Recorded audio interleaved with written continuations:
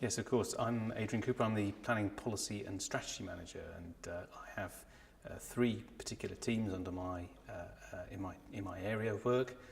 The first deals with the local plan and looking ahead to what development we might need for the next period.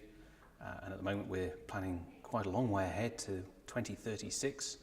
And the other two areas, one deals with infrastructure planning, and the other, particularly important in this context, deals with providing housing for local housing need.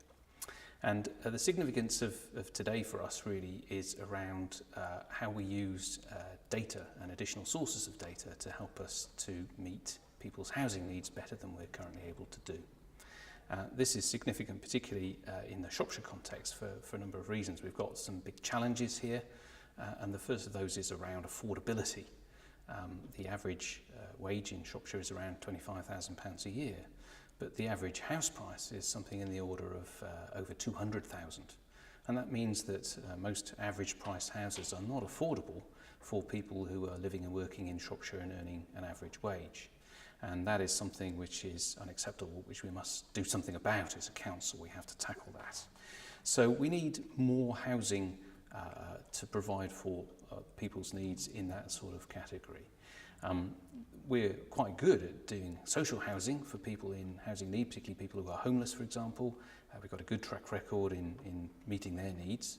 And like most areas, the housing market in Shropshire is reasonably buoyant, and the market is very good at delivering housing perhaps at the upper end of the cost scale.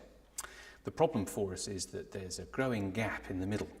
People are looking for housing solutions which they can afford, which allow them to live and work locally. And that's very important to us because having people able to live and work locally helps our communities, it helps our economy particularly, and we want to be in a position to grow Shropshire's economy and provide better quality work and better quality housing for people who are working locally.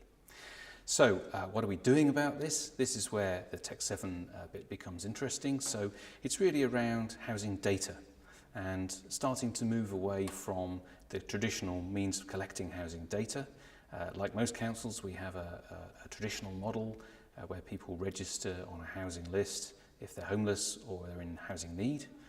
But that doesn't really capture people who don't see themselves as being in need of social housing. At the same time, very often they're people who can't afford to buy on the open market because nothing is being sold at a level they can afford.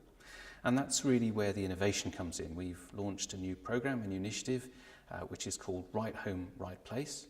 And this is using social media and particularly web-based interaction with people who are interested in finding housing which they can afford in Shropshire.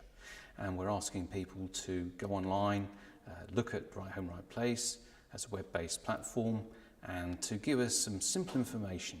It doesn't take very long to complete. You can do it on a smartphone, but it helps us enormously because the better the picture we can gain about people's housing need, the better able we are to plan for that through the local plan and to provide for those needs.